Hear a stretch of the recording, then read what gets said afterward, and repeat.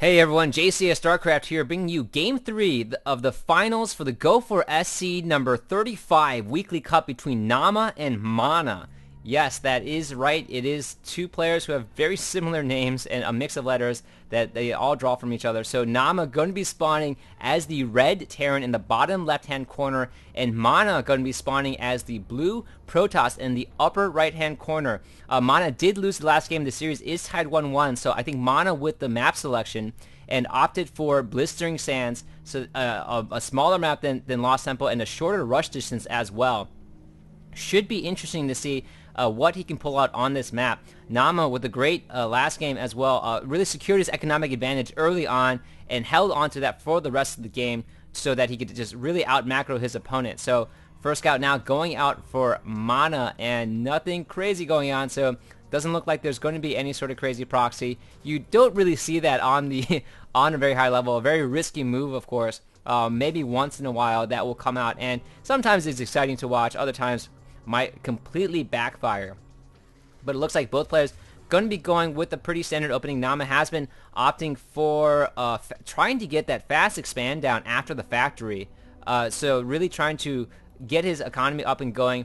Going to be looking to see, he is a standard 12 racks, 13 refinery. Here comes that probe for the early harassment, and just going to be driven away. SCVs are probably going to be swapped out to handle this probe, and Mana going to try to run it around as much as possible, let the shields recharge before he re-engages. One interesting thing that I have seen Naama do for this tournament, not sure how long he has been doing it, is to get the orbital on 16 instead of 15. Had been pretty interesting during the Terran versus Terran when he was up against Tarson, as it does put him a little bit behind. The orbital comes out a little bit later, and everything, it seems like, follows a little bit later as well. But he's trying to gain that early economic advantage and hold on to it. So yet again, looks like 16 before the orbital going down. Marine going to come out and handle this pesky little probe right here. And Mana, meanwhile, looks like he's going to be not going to be chrono boosting, or there we go. The Zealot is going to be coming out, but not chrono boosted right now. So SCV coming in to scout for Naama, kind of a later scout for him, but really trying to eke out that early economic advantage right now. And orbital is going down. We should be seeing him go for, might be seeing him go for that fast expand. Did not work in the first game at all. The fast expand actually hurt him significantly. There's a ping going down somewhere on the map for, I'm not particularly sure what reason, as it's not lit up at all. But just a ping thrown down for some sort of happiness of one of the, potentially one of the broadcasters or one of the observers in the game. Factory is going down in second. Refinery going down for Naama as well. Looking at the... Looks like the SCV just died right there while it was trying to scout around. And the Lone Zealot now going to be testing things out, holding things out in the front of the ramp. Another Zealot and Stalker coming out for Mana at this point, and throwing down a few pylons so that he can build a way so that he won't be scanned while Naama is throwing down scans, and won't be able to tell what his opponent is doing unless he runs in there with the scout himself. So here comes that starport, and it looks like Banshees are going to be in play right now. No fast early expand from Naama, and while those Banshees come out, going to be setting down a bunker to defend as best as he can, since he's spending so many minerals on getting that tech and teching up right there. Robo Bay going down for Mana, so it looks like another 3-gate Robo from him yet again. Naama at this point looks like he won't be taking that early expansion, so should have plenty of units to hold off against an early push from his opponent if Mana chooses to do so. The Marines walked out and hunted down it looks like the Zealots are going to be working on the back rocks of Naama. Naama right now actually doesn't even have a supply depot right here to see this go down, so could be in a little bit of trouble if he doesn't scout that out, although it's going to take a long time for these Zealots to actually get through. And looks like the Stalker going to be taking out the scouting probe of Naama. Naama desperately trying to run up and probably going to be taken down before he even gets there. There was another Stalker on the way anyhow, so Zealots are going to be continually working through. It looks like Naama might not see it as his Banshee flies by. Cloak is being researched at this point, and it looks like the Robo Bay First Observer should be coming out, if not already out, on the map. Looks like it is coming out right now.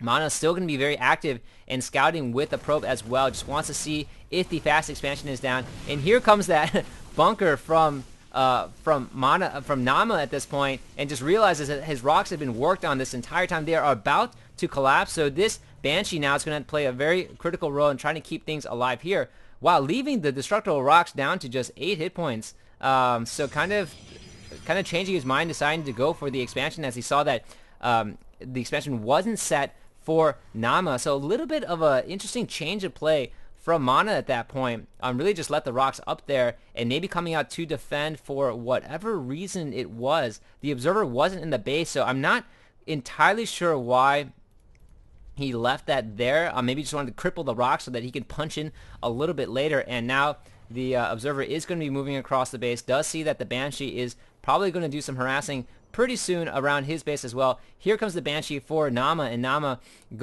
waiting for that cloak to finish before he really engages right now. Another Observer is being pumped out very soon, so I don't think Naama's going to be able to do too much damage at this point. Researching tank back at his base, but trying to stay even out the and unfortunately for Naama right there, the cloak and Banshee just not gonna cut it this time, as Mana was very well prepared for that and already establishing his expansion, definitely ahead of Naama at this point. Naama trying to do as much harassment as he can, but because that first, now just going to be punching anything that he can, a little frustrated, so just going to be shooting all the rocks anywhere. Mana going to be setting up a proxy pylon right here to reinforce. Naama does scout it out in time. His SCV falls at the moment, and even with the expansion going down, Mana has been able to kind of keep his production up, and now just going to be walking right in through the backside. Maybe that, I think that definitely threw Naama off, as he saw the rocks were still intact at some point, and just going to be walking, doing a ton of damage right now to the SCVs. All the SCVs coming out to fight and battle, absorbing a lot of the damage, while most of the units are basically getting blasted away from the tanks and the Marines of Mana at this point. And I don't know if Mana has enough for Naama to take out Naama right now, so going to retreat. Meanwhile, Naama is going to be establishing his natural expansion as well. And now forces are trying to move their way across the map. Banshee is going to come in to help reinforce a little bit and is cloaked, but there is that Observer there, and will be able to take that Banshee. Banshee getting caught off a little bit, doesn't want to lose that right now. The armor sizes aren't very large, and right now trying to get in a surround on the forces, is able to choke both of them off, and moving in. Siege is finished, but not going to opt for it right now, as he needs to keep his tanks as mobile as possible for this pursuit. Banshees are can be very effective in groups against Stalkers, but having just 1 or 2 Banshees out doesn't help an extreme amount. And now Naama going to be taking down the proxy pylon right there, blasting it away with tank fire, and everything just falling at the moment at that Xel'Naga watchtower. Meanwhile, it looks like Mana's going to be reinforcing with a bunch of Stalkers across the field. Looking at the production tab going down right now, Mana is wandering out, I think, possibly, just running away from more harassment from Banshees of Naama at this point.